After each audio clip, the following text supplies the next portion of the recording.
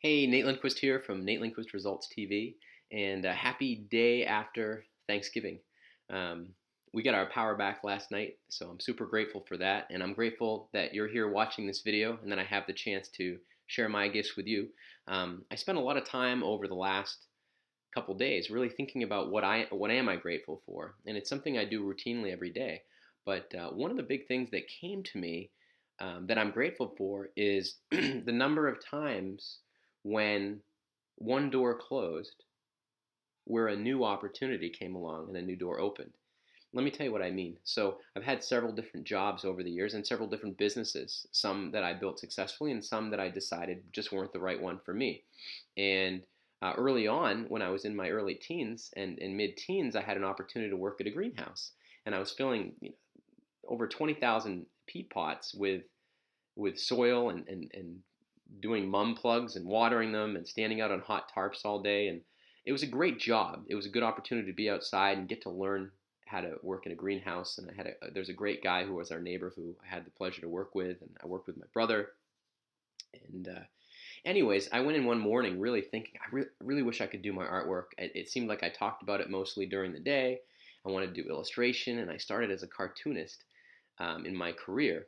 When I was really following through on making my career come true, I was always an achiever, and I wanted to achieve that. So I went in one morning. It was about 6:15, and my boss at the greenhouse fired me. And I'm so grateful that he did, because it really put me on the spot. It forced me to look at what is my vision. Back then I don't know if I knew exactly that I was going through this process, but in hindsight I recognized that I was looking at what is my vision as an illustrator and a cartoonist and a portrait artist, where I drew and painted homes and portraits, people's faces, and painting from pictures and things like that. What is my vision? What would it be like if my ideal vision for that career came true? And when my boss let me go, he said, "You don't belong here. There's something else that you're supposed to be doing." And it's something I'm so grateful for, to know that at that time in my life, someone was willing to have that insight into my life, and just say, I know based on what you've said and what I've seen that this isn't where you want to be. Um, you know, Maybe that's the kind of advice that you need to give yourself right now. And we all need to make sure we give ourselves the time to give ourselves that advice. Is it possible that what you're doing isn't where you're supposed to be? Even if it's really good income, is there a change that's needed? Are you trading time for money?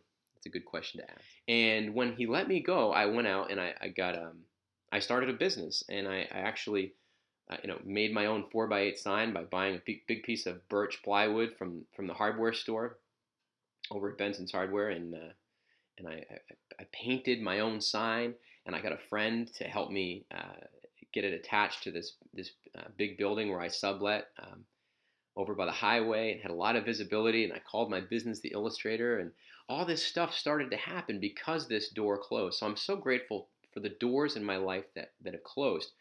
But what's interesting is, what about when you're in a life or business situation, and you're an achiever, and you've achieved sort of a modicum, a degree of comfort in what you're doing, and there's another vision, another place that deep down is more working on your strength. It's more what you want, and you've kind of settled. But the door that for the opportunity that you're currently doing doesn't close. What if you don't get fired? What if you don't get let go? Then you'll never have that moment, like I've had more than once, to be told, we don't want you here. We want you to go do something else. What if you could tell yourself that? And so here's something that I want you to do, and it's in line with this Thanksgiving sort of gratitude and thankfulness that I have for the opportunities that have passed, so that I could take advantage of better opportunities, right? It's, the message here is, I'd like to tell you exactly how to look at great opportunities and say no to great opportunities, so you can make room for the next outstanding opportunities. And what you can do is look at what your vision is. So what would be something that lets you work on your greatest strengths and who you really are, and what makes you excited and inspired? The stuff that you love to do. If you could do it all day, and if the money didn't matter, what would it be? I know what it felt when I was sitting there thinking those thoughts, and I can think of where I was sitting and who I was doing work for. I wanted to be an artist. I wanted to be a graphic designer. Then I wanted to be a marketing agency owner and an entrepreneur. Then I wanted to be a results coach and a speaker and an author. What steps do you see yourself taking? Who do you see yourself becoming? Get a legal pad out. Do this. I did this. And it took me a long time in many cases to do it because I didn't have someone giving me this advice. So go take this advice from me now and shorten your timeline. Don't wait like I did because the consequences are too great. You know, you'll end up, getting unhealthy in lots of areas of your life if you don't make that ideal vision come true. And if you're not feeling it now, you will. So take action on this. Get a legal pad out, and on the top of it, just write my ideal life.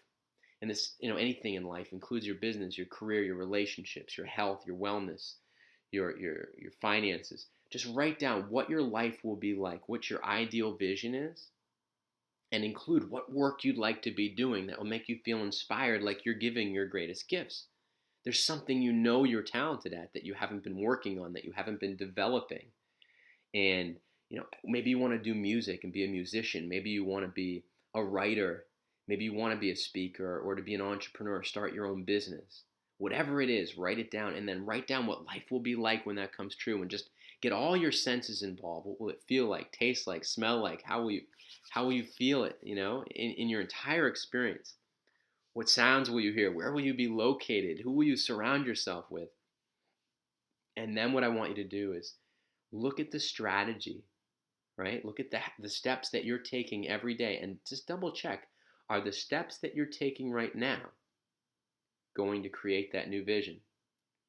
Write down the strategy that you're taking right now. And then write down what strategy. Strategy is the how. How will you make that new vision come true? What will you have to stop doing? And what will you have to start doing? Just write it down. Get really clear on how to create this new vision and decide what doors have to close if you want to have a new door open. This is Nate Lindquist from Nate Lindquist Results TV. I'll be back with another video very soon that'll help you take what you've written down and turn it into what I call the 8 radical shifts in your life to actually start making that part of your life, make that new vision come true. And if you want to take action on it really quickly, I'll have that video back to you tomorrow. I'd love it if you could leave some comments down below because I love your feedback, and I'd be glad to give you some direct input too if you have questions for me. So I'm really glad you visited. Happy day after Thanksgiving, and I'll talk to you soon.